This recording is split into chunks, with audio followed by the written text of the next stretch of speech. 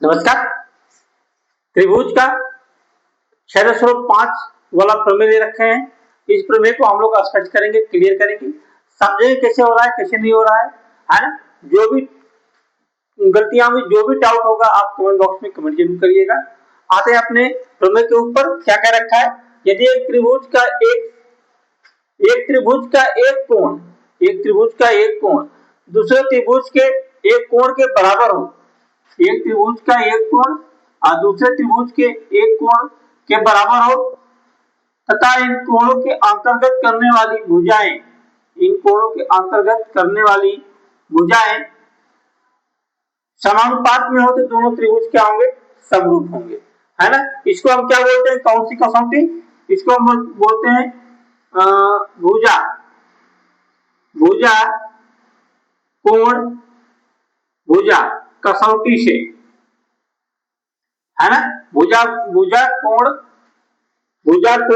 कसौटी से क्या होगा कि कोण ए कोण डी के बराबर होगा और इसके अंतर्गत आने वाली भुजाएं समानुपात में होंगी। इसका मतलब ए बी अनुपात डीई बराबर होगी एसी अनुपात डीएस, है ना। दो कोणों के अंतर्गत आने वाली भुजाएं अनुपात में होंगी तो हम कहेंगे कि ये दोनों त्रिभुज क्या है, समरूप होंगे। दोनों त्रिभुज कौन, ए बी सी समरूप होगा त्रिभुज डीई एफ के, ठीक है। तो हमको क्या करना है, इस प्रमेय में करना क्या है, हमको इस प्रमेय में यही सिद्ध करना है कि A B C D E F के समरूप है ना। हमको यही सिद्ध करना है कि यह त्रिभुज इसके समरूप है। इसके लिए हम लोग क्या कर सकते हैं, कैसे सिद्ध कर सकते हैं कि यह त्रिभुज इसके समरूप है। तो हमने क्या किया है, बड़े वाला फिगर में एक रचना कर दिया है। रचना क्या कर दिया है कि इसके बराबर एक त्रिभुज काट लिया है ना। इसके बराबर एक त्रिभुज काट लिया है डी पी क्यू, और यह त्रिभुज जो है इसके समरूप करेंगे, हम लोग सिद्ध करेंगे। और उसके बाद यह सिद्ध करेंगे कि यह त्रिभुज इस बड़े वाले त्रिभुज के समरूप होगा, है ना। जब यह दोनों त्रिभुज समरूप हो जाएंगे तो हम जानते हैं यह त्रिभुज इसके समरूप होगा, इसका मतलब यह त्रिभुज इसके भी समरूप हो जाएगा, बड़े वाले त्रिभुज के भी समरूप हो जाएगा, है ना। इस तरह से हम लोग समरूप सिद्ध कर देंगे। ये हमको करना है कि छोटा वाला त्रिभुज बड़े वाले त्रिभुज के समरूप है। आते हैं इसको सिद्ध करने का प्रयास करते हैं, है ना। सिद्ध करते हैं तो यहां लिख लेते हैं क्या, रचना में क्या है कि भुजा कौन भुजा डीई पर एक बिंदु, भुजा डीई पर एक बिंदु P और भुजा DS पर एक बिंदु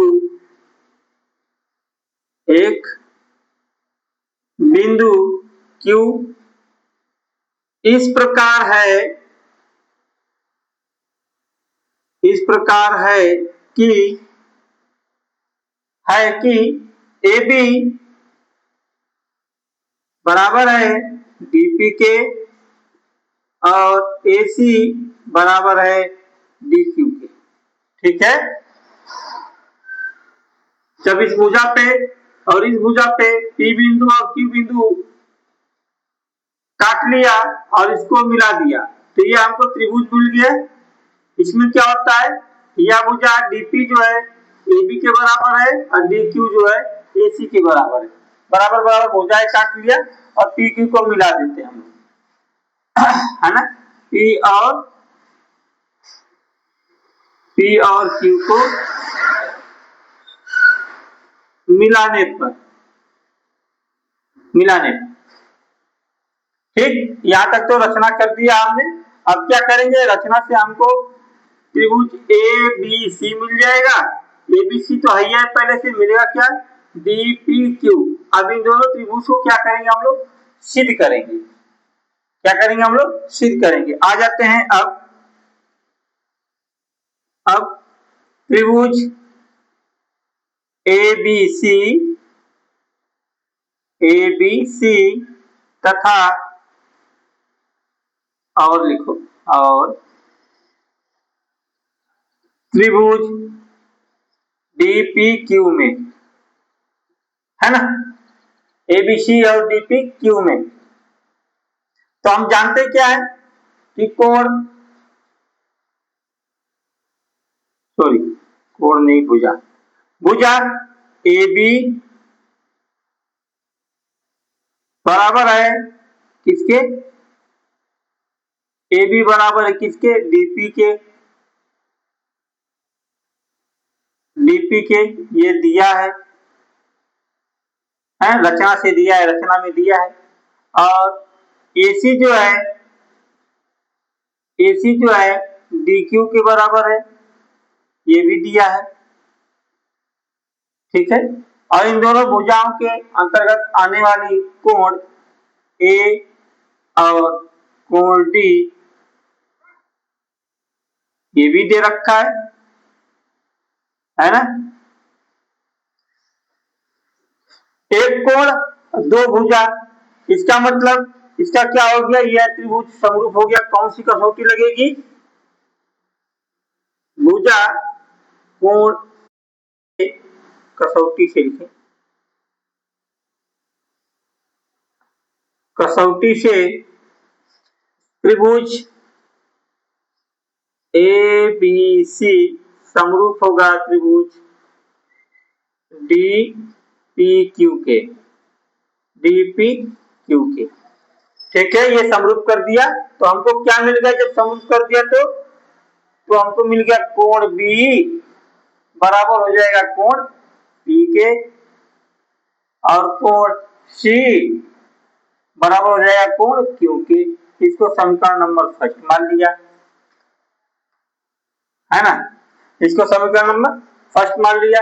यह कोण इसके समरूप हो गया। तो इसमें समरूप हो जाने के बाद क्या होता है, जब सारी भुजाएं, समरूप वही हो सकता है जिसकी सारी कोण सारी भुजाएं बराबर होती हैं, है ना। तो B P के बराबर, C Q के बराबर, इसको समीकरण फर्स्ट मान लिया। अब आ जाते हैं इस वाले त्रिभुज में। इस वाले त्रिभुज में, बड़े वाले में और छोटे वाले को हम लोग सिद्ध करना शुरू करते हैं। तो अब त्रिभुज DPQ और त्रिभुज DEF में, है ना, इसमें आ जाते हैं। तो हमको मालूम क्या है, अनुपात क्या दे रखा होता है, देखेंगे यहाँ पे AB अपॉन DE बराबर AC अपॉन DF। ये हमको दिया है पहले से, है ना, ये पहले से दिया है ना, दिया है। तो क्या करेंगे हम लोग, अब AB रचना में हम जानते हैं कि AB बराबर DP होता है। क्या AB बराबर DP है, रचना में हम जानते हैं। तो AB के स्थान पे DP रखेंगे, DP अपॉन DE हो जाएगा। और यहाँ पर AC बराबर DQ है, तो AC के स्थान पे हम लोग DQ रखेंगे, है DQ अपॉन DF। रचना से हमको मालूम है, यहाँ पे लिख ले, रचना से, है ना, रचना से। अब क्या करेंगे, इसके नीचे वाले पोजीशन को ऊपर ले जाते हैं, जो नीचे है उसको ऊपर करें, जो ऊपर है उसको नीचे करें। DE अपॉन DP और DF अपॉन DQ। ठीक है, यह कर दिया। अब इसमें क्या करेंगे, हमको पूरी भुजा प्राप्त करनी है, तो इसमें -1 कर दूंगा दोनों पक्षों में, इसके दोनों पक्षों में, दोनों पक्षों में -1, मतलब 1 घटाने पर 1 घटा देते हैं भाई। तो ये हो जाएगा DE अपॉन DP माइनस का 1 बराबर df अपॉन dq माइनस का 1। हमको प्राप्त क्या हो जाएगा, माइनस का dp अपॉन dp बराबर df माइनस का dq अपॉन dq। अब यहां से क्लियर होना चाहिए कि de पूरा भाग है ना, de पूरा भाग है, de में से dp घटा देंगे तो हमको मिल क्या जाएगा, de में से dp घटा दूंगा तो क्या मिलेगा, pe मिल जाएगा है ना। इसके स्थान पे क्या रखूं, pe अपॉन dp बराबर इसमें df में से dq घटाऊंगा तो क्या मिलेगा, qf बटे में dq है ना। dq अब इसको क्या करते हैं, नीचे वाले को ऊपर कर देते हैं, ये हमको मिल जाएगा dp अपॉन pe और dq अपॉन qf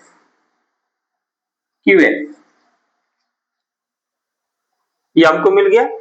मतलब dp और pe अनुपात में है, dq और qf अनुपात में है। जब अब यहाँ पे क्या हो गया, थेल्स प्रमेय के अनुसार, थेल्स प्रमेय के विलोम के अनुसार, जब एक भुजा अनुपात में हो और दूसरी भुजा के अनुपात बराबर हो, एक भुजा अनुपात में और दूसरी भुजा के अनुपात के बराबर हो, तो हम कहेंगे थेल्स प्रमेय के विलोम के अनुसार कि यह जो रेखा है PQ इस किसी भुजा की भी बराबर होगी, है ना। इसलिए थेल्स प्रमेय यहाँ पे लिखेंगे, यहाँ पे क्या लिखें, मैं ये लिख दें, थेल्स प्रमेय के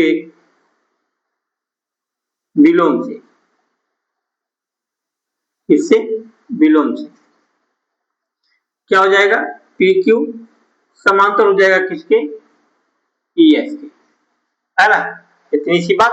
जब यह भुजाएं अनुपात में है एक दूसरे के और बराबर हैं तो थेल्स प्रमेय के विलोम से क्या होगा कि PQ ये जो रेखा है तीसरी भुजा के भी समांतर हो जाएगी। ठीक है, जब ये समांतर हो जाएगी तो हम क्या कहेंगे कि सॉरी अभी रुक जाइए, अभी कोण P क्यों, अभी ये क्या हो जाएगा, फिर यह त्रिभुज जो है, त्रिभुज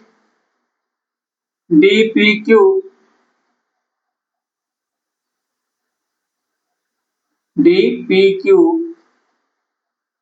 PQ समरूप हो जाएगा किसके, त्रिभुज DEF के। तो हम क्या कहेंगे, कोण P बराबर होगा कोण E के और कोण Q बराबर होगा कोण F के। अरे जब त्रिभुज के सारी भुजाएं अनुपात में और समानुपात में है तो इस त्रिभुज के सारे कोण एक दूसरे के क्या होंगे, संगत कोण बराबर, है ना। त्रिभुज के सारे कोण क्या होंगे, एक दूसरे के बराबर होंगे, वही हमने कर दिया। अब हमको क्या है, यह P इसको मान लीजिए समीकरण फर्स्ट, अरे सॉरी सेकंड, यहाँ पे हमने फर्स्ट माना, यहाँ पे हमने सेकंड माना। तो अब यहाँ से हमको क्या मालूम हो रहा है, हमको यही सिद्ध करना था कि ABC यह वाला त्रिभुज बड़े वाले त्रिभुज के समरूप है। तो हमने क्या सिद्ध कर दिया, इस वाले दोनों के हमको हमने सिद्ध कर दिया कि P जो है E के बराबर है और Q जो है F के बराबर है ना। जब यह बराबर है तो इसका मतलब ये जो कोण है PB इसके भी बराबर है और इसके भी बराबर है ना, और C Q के बराबर है और F के भी बराबर है, और ये तो पहले से दिया है। तो अब ये यही से सिद्ध हो जाता है समीकरण फर्स्ट और सेकंड से कि यह त्रिभुज जो है इस बड़े वाले त्रिभुज के समरूप। क्लियर है कि नहीं, डाउट होगा कमेंट बॉक्स में कमेंट जरूर करिएगा, है ना। इससे ये क्या सिद्ध हो जाता है, समीकरण फर्स्ट हुआ समीकरण सेकंड से यही सिद्ध होता है कि सारे के सारे कोण जो है एक दूसरे के बराबर, संगत कोण क्या है, बराबर, कोण A कोण D के बराबर और कोण बी कोण पी बराबर कोण ई के होगा, और कोण सी कोण क्यू के बराबर और कोण एफ के बराबर होगा। जब सारे संगत कोण बराबर हैं इसका मतलब ट्रिपल एस का कौन सी कसौटी, ट्रिपल ए कसौटी।